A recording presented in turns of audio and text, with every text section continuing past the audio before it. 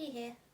As you probably know, if you're familiar with my channel, I buy most of my clothes from charity shops or online secondhand, and I do a lot of alterations to them, especially stuff I find at charity shops.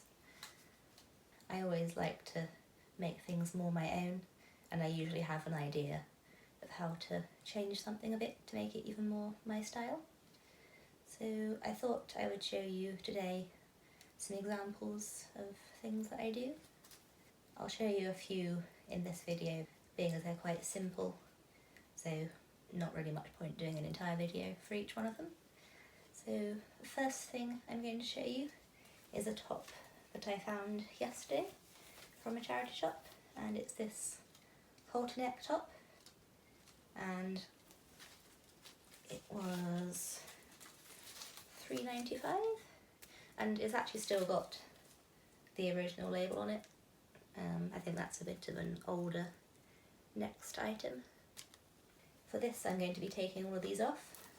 I'm not really a fan of sparkly things on tops like this, and I could just leave it as is without sparkles, but being as it's got these, it's got this panel here and the ribbon isn't sewn down, I think it's a good opportunity to put a few strips of elastic across the front to add a bit more interest, and I think it would really suit the style of the top as well. I'm just going to show you what it looks like on first before I do anything to it, and then I will show you what I'm doing. Here is the before.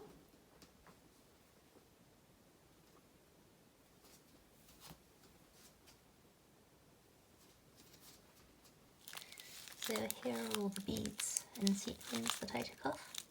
I'll probably give this to a charity shop or something because I have no use for this. As you can see, there is some embroidery on here, which I hadn't noticed until I started taking off the embellishments. And I think I will take this off as well, being as I'll be having the elastic going across, so it doesn't matter too much if you can see a few holes in it.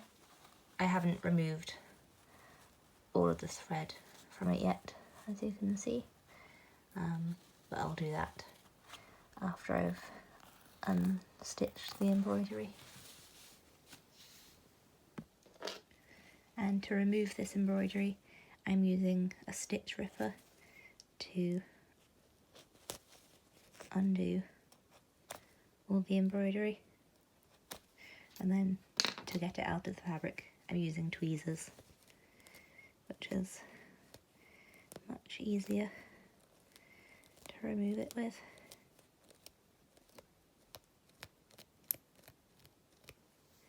It does take quite a while, as it's quite fiddly. I've now removed all of the stitching and beading that was on the front, and as you can see, there are still some holes in it from the stitching, but I quite like the texture that it adds, and once I wash it, it won't be as noticeable.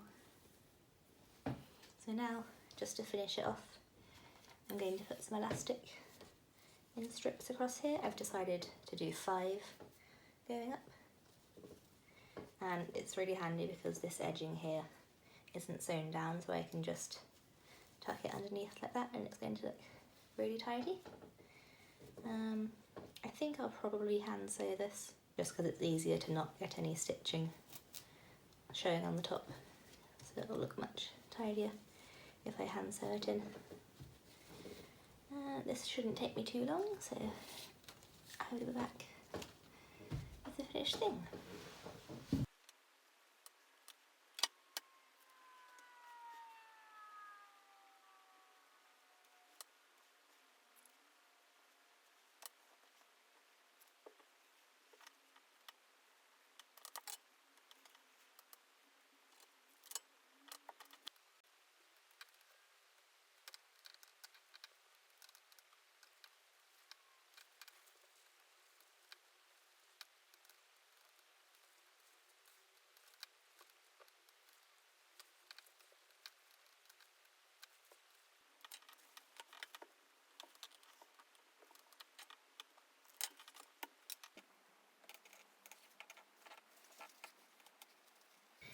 And it's finished. I really love how it turned out. It came out exactly as I was hoping it would. I think the most time-consuming thing with this was just taking off all the beads, which is fairly simple to do. I think the only thing you really need to worry about doing that is making sure you don't make holes in the fabric as you're taking things out. And if you're wanting to add strap details like this, I think ribbon will also look really good, and obviously any kind of strip of fabric would also work for this. This is now much more my style, and I'm going to get a lot of wear out of it, I think. I found this coat in a charity shop a short while ago and wanted to change the closures on the front. It was a little bit more oversized than I thought it would be, so I thought I'd make it a little bit more fitted at the same time as making it a bit more interesting. I already had these D-rings and metal clips, and they were perfect for what I wanted to do. I needed to use some fabric to secure the metal closures, so I chose this black PVC.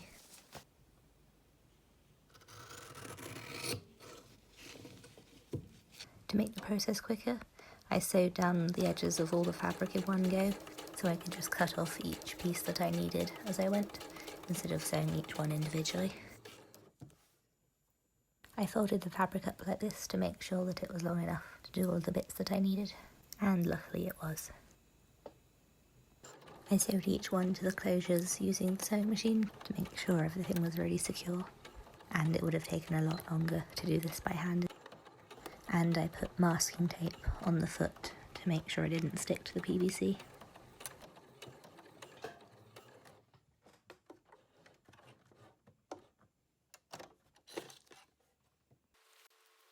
The final step was the most time-consuming one.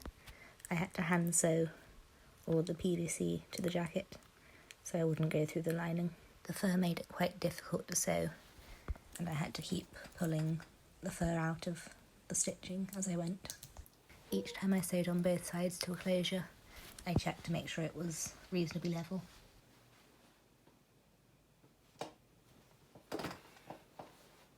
And this is what it looks like now.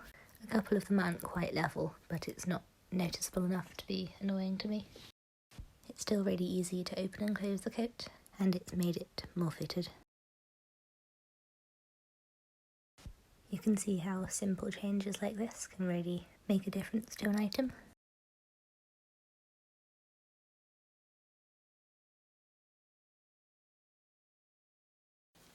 For the final DIY, I'm just going to turn this dress into a top. So I'll just be undoing this seam and then re-sewing it to create a hem. And for the skirt part, because I've already got plenty of scrap fabric of this kind of texture, I'll just put some elastic around the top and redonate it because it's perfectly usable as a skirt and I don't need it, so someone else can make use of it. This is probably the easiest of today's DIYs. Here it is still as a dress. I did quite like it like this, but the skirt was a bit too simple. I didn't film any of the process for this, being as it was just undoing stitching and running it through the sewing machine a few times. And here is the top all finished. I much prefer it as a top, much more versatile, and I'll get way more use out of it. The hem along the bottom here isn't entirely even, but it's not enough to bother me at all. This was really quick and easy to do. I'll definitely be making more DIY videos in this kind of style in the future. I quite enjoy having lots of little ideas in one video, so I hope you enjoyed. Thank you for watching, and I'll see you in my next video.